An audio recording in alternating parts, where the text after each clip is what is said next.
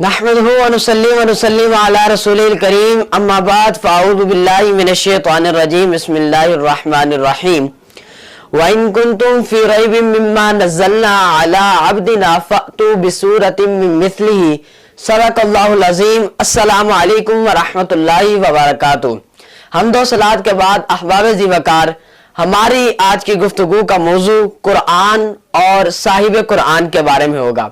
पहले हम कुरान के बारे में इसका जिक्र करेंगे कि कुरान क्या चीज है और अल्लाह रब्बुल इज्जत ने उसको किस तरह और कितनी शानों में नाजिल किया। कुरान मजीद दुनिया की वो वाहिद किताब है जिसके अंदर किसी किस्म का कोई शक नहीं है। हर मुसन्निफ अपने किताब के शुरू में या अपने किताब के आखिर में एक बात लिखता है कि अगर तुम्हें इसके अंदर कोई गलती नजर आ जाए तो हमें इस बात पर जरूर इत्तला देना। जबकि कुरान मजीद एक ऐसी किताब है जिसके पहले सफ़े पर अल्लाह रब्बुल इज्जत ने इरशाद फरमाया कि ला रैब फीह, इसके अंदर किसी किस्म की भी कोई गलती नहीं है। फरमाया गलती तो क्या, इसके के अंदर किसी किस्म का कोई शक ही नहीं है। इमाम शाफई रहमतुल्लाह ने अपनी एक किताब लिखी, उसको लिखने के बाद अपने शागिर्द को कहा इसको मेरे सामने पढ़ो ताकि इसके अंदर जो गलतियां निकल सके उसको मैं देख सकूं। इमाम शाफी के उस शागिर्द ने उस किताब को पढ़ना शुरू कर दिया और आप उस किताब के अंदर से गलतियां निकालते रहे, हत्ता कि 70 मरतबा वो किताब आपके सामने पढ़ी गई और गलतियां निकलती रही। फिर इमाम शाफी रहमतुल्लाह अलैह ने अपने उस शागिर्द को कहा यार रुक जाओ जरा, अब इसको पढ़ना बंद कर दो।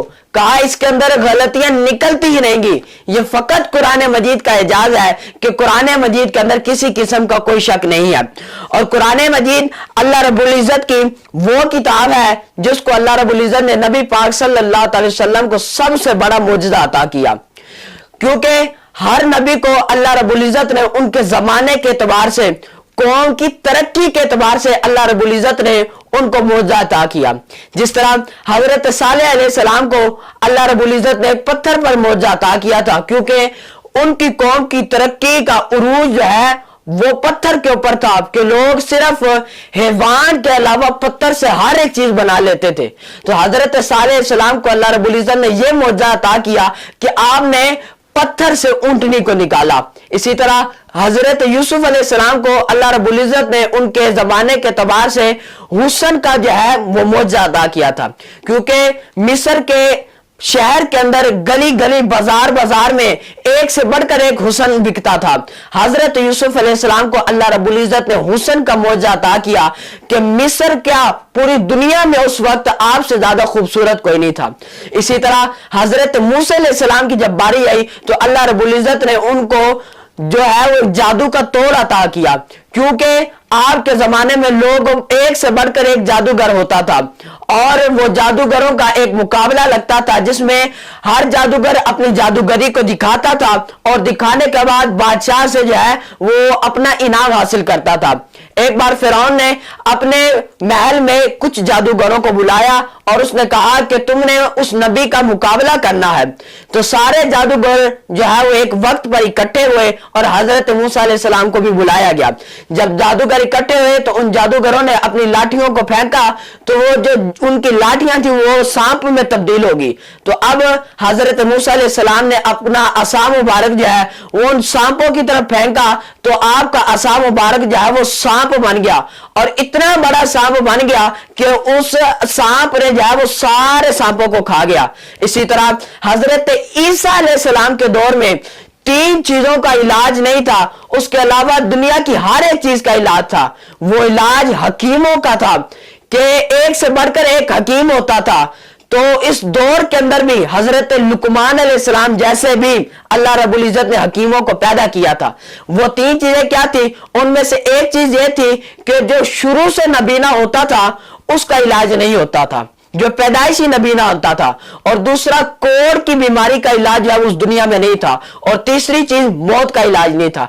ये तीनों मौजूदात अल्लाह रब्बुल इज्जत ने हजरत ईसा अलैहिस्सलाम को अता किए। आप उन लोगों को भी आंखें दिया करते थे जो पैदाइश ही नबी ने होते थे। आप कोढ़ की बीमारी का भी इलाज कर लिया करते थे और आप मुर्दों को भी जिंदा कर लिया थे। इसी तरह सारे अंबिया को अल्लाह रब्बुल इज्जत ने उनकी कौम के एतबार से उनको मुअज्जिज़ात अदा किए। अब नबी पाक सल्लल्लाहु अलैहि वसल्लम आप चूंकि मक्का में रहते थे तो मक्का में लोगों का यह मामूल था कि उस दौर के लोग जो है वो फसीह और बलीग होते थे और एक से बढ़कर एक शायर होता था। लोग साल के अंदर एक जगह इकट्ठे होते थे जहां पर शायरी का मुकाबला लगता था और जिसकी शायरी सबसे अच्छी होती थी वो उस हिसाब से अपना इनाम लेता था और जिसकी शायरी सबसे अच्छी होती थी उसकी शायरी काबतुल्लाह की दीवार पर लटका दी जाती थी। नबी पाक सल्लल्लाहु अलैहि वसल्लम के ऊपर जब सूरतुल कौसर नाजिल हुई तो नबी पाक सल्लल्लाहु अलैहि वसल्लम ने हुक्म दिया कि इस सूरत को काबतुल्लाह के साथ लटका दिया जाए। 7 महीनों तक वो सूरत काबतुल्लाह के साथ लटकी रही। जो भी शायर आता वो देखकर हैरान रह जाता था कि ये किसका लिखा हुआ कलाम है। 7 सालों के बाद एक आदमी आया और उसने सूरतुल कौसर को देखा और देखने के बाद कहा कि मा हाजा कलामुल बशर, यह किसी इंसान का कलाम नहीं हो सकता। इसी तरह और जमाना बिकता गया, जमाना बदलता गया, घड़ियां बदलती रही।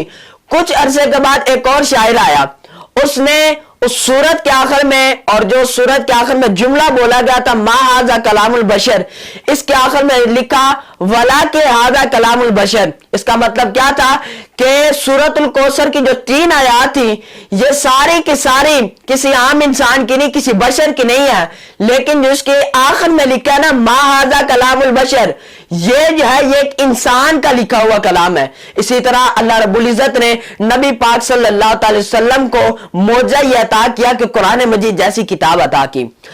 अब जब लोगों को पता लग गया कि इस किताब के अंदर कोई गलती नहीं निकल सकती तो लोगों ने इसके अंदर शक करना शुरू कर दिया कि इसके अंदर कुछ ऐसे अल्फाज हैं जो अरबी के अल्फाज नहीं हो सकते।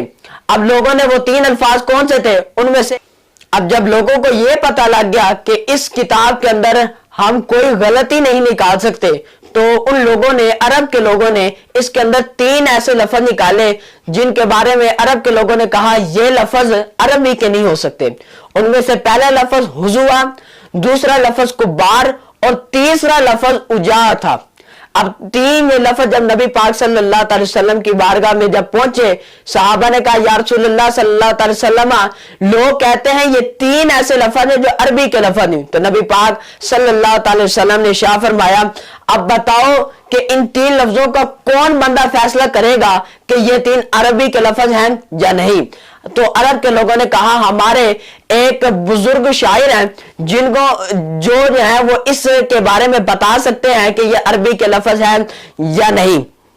तो नबी पाक सल्लल्लाहु अलैहि वसल्लम ने कहा अब उस बूढ़े आदमी को बुलाया जाए। जब वो नबी पाक सल्लल्लाहु अलैहि वसल्लम की बारगाह में हाजिर हुआ तो नबी पाक सल्लल्लाहु अलैहि वसल्लम ने उसे कहा कि अब बैठ जाओ। वो जब बैठा फिर नबी पाक सल्लल्लाहु अलैहि वसल्लम ने इरशाद फरमाया अब खड़े हो जाओ। वो फिर खड़ा हो गया। इसी तरह 3 मरतबा नबी पाक सल्लल्लाहु अलैहि वसल्लम ने इरशाद फरमाया कि खड़े हो जाओ और बैठ जाओ। फिर जब 3 मरतबा कह दिया तो वो जो बूढ़ा आदमी था वो गुस्से में आया और उसने कहा अतत्तखिजुनी हुजुवा, और दूसरा लफ्ज उसने कहा वाना शेखुल कुब्बार, और तीसरा लफ्ज उसने कहा वहाजा मिन का उजा। अब इसका मतलब क्या था? जिसने पहला जुमला बोला था अतत्तखिजुनी हुजुवा, इसका मतलब था कि क्या आप मेरा मजाक उड़ा रहे हैं। दूसरा लफ्ज जो उसने कहा था वाना शेखुल कुब्बार, और मैं एक बूढ़ा आदमी हूं, और तीसरा लफ्ज उसने कहा था वहाजा मिन को उजा, इसका मतलब था कि ये ऐसा करना आप जैसे लोग के लिए जो है वो जेब नहीं देता। अब नबी पाक सल्लल्लाहु अलैहि वसल्लम ने इरशाद फरमाया कि हमने तुझे ये 3 लफ्जों के बारे में बुलाया था और तुझसे पूछना था कि ये 3 लफ्ज अरबी के हैं या नहीं। तो नबी पाक ने इरशाद फरमाया हमारे पूछे बगैर ही तुमने इन 3 लफ्जों का फैसला कर दिया ये 3 लफ्ज अरबी के हैं। तो वो उस वक्त शायर कहने लगा खुदा की कसम कि इन 3 लफ्जों जैसे पूरे कुरान मजीद में, क्या पूरे अरबी में भी تین لفظ یہ جس طرح جتنے فصیح اور بلیغ ہیں پوری عربی میں اس طرح کے لفظ فصیح اور بلیغ نہیں ہیں. اس طرح اللہ رب العزت نے قرآن مجید کو نازل کیا کہ بڑے سے بڑا شاعر بھی دیکھ کر حیران رہ جاتا تھا کہ یہ کس نے کلام لکھا ہے, یہ کسی بشر کا کلام نہیں ہو سکتا.